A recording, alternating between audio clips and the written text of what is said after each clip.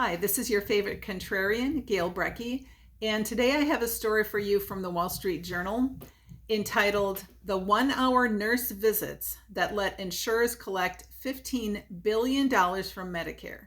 So the basic idea of this story is that insurance companies that have Medicare Advantage patients, customers, they are incentivized to look for more diagnoses so that they can get more money from the program. So there's this whole industry around sending out nurse practitioners to do home visits in which they simply look for anything they can justify as a diagnosis that is going to bring more money in from Medicare Advantage to the insurance company. So the basic idea is that Medicare Advantage, which was conceived as a lower cost alternative to traditional Medicare, actually incentivizes insurers to diagnose conditions because payments go up when people have certain diseases.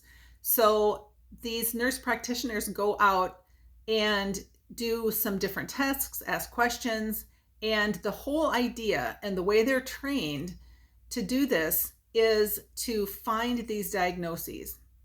This doesn't mean the patient is getting any care for these things. It doesn't mean that the person actually has the disease. So some of these situations outlined in this article are unwarranted, obscure diagnoses where the software that they're using hints or says they should make this diagnosis, might ask a few questions if they have like this or that kind of a symptom. There's another example they go through of unreliable testing devices. So peripheral artery disease has a device that is used as part of the diagnosis or can be used as part of the diagnosis. But the FDA says this device should not be used standalone to make a diagnosis and that the condition should not be widely screened for.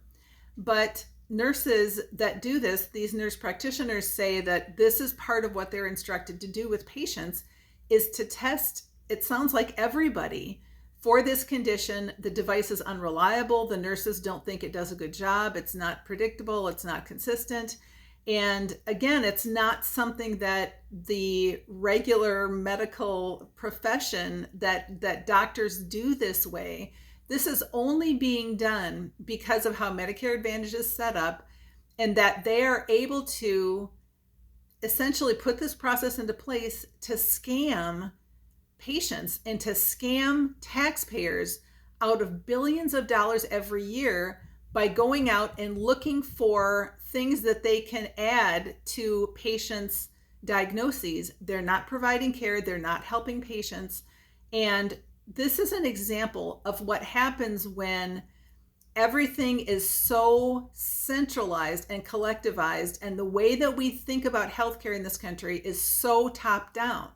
We think that the government or some collective entity has to oversee, has to take care of everything, has to manage everything, has to pay for everything, and consequently, these big players, these big insurance companies, and even the big bureaucracy that surrounds healthcare in every way, they're basically unaccountable because there's none of the normal incentives, the interplay between customer and producer aren't in play very much in healthcare. So again, I think the example of this article is really illustrating that we're in a lot of trouble in this country and things continue to get worse with spending and with workforce problems, and just everything you can think of is continuing to get worse. And in a very large measure, it's because we are so top down in our thinking. And my emphasis going forward with primary care mindset and with the work that I'm doing is to get us to flip our thinking the other way, to think about how on its basis, on its foundation, healthcare is really fundamentally an interaction between two people. It's the interaction between a doctor and a patient in relationship in a direct relationship, because insurance is not needed to pay for primary care. And we can deal with down the road, certainly we would deal with what happens when people can't afford even a low cost primary care. However, I think it's absolutely necessary that we engage with this idea of examining our top down thinking and understanding that so many of the problems that we have today with these big entrenched players, the level of corruption and the level of scamming the taxpayers and just lining their own pockets without helping patients, the level of this dysfunction and corruption and inefficiency and how expensive it is for what we get, all of that at its core is due to the way we think about healthcare as it has to be top down.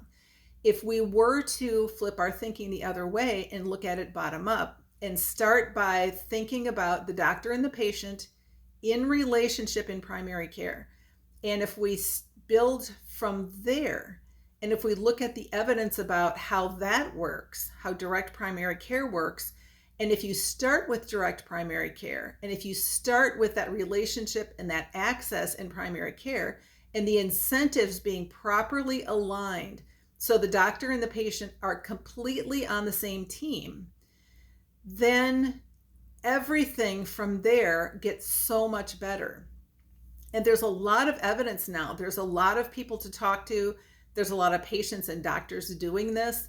There's a lot of other supporting industries and other parts of healthcare that are taking this more of a bottom-up approach, more of a common sense, what makes sense for how we exchange goods and services. This kind of an approach gives us dramatically better results. And so it certainly will take time to think through all of this, to engage with each other, to have these conversations. But I am totally convinced that this is the way forward to fix our healthcare system and to get a dramatically better system, if you will, get dramatically better results on every dimension. And the key is changing our thinking about healthcare. Please do check out this article from the Wall Street Journal. Please do let me know what you think about this format. If you like this format, if you think it was still maybe a little bit too long, if you have, if you want to engage about the topic, that would be great. You may email me at hello@primarycaremindset.com. Thank you for listening, and I will talk to you soon.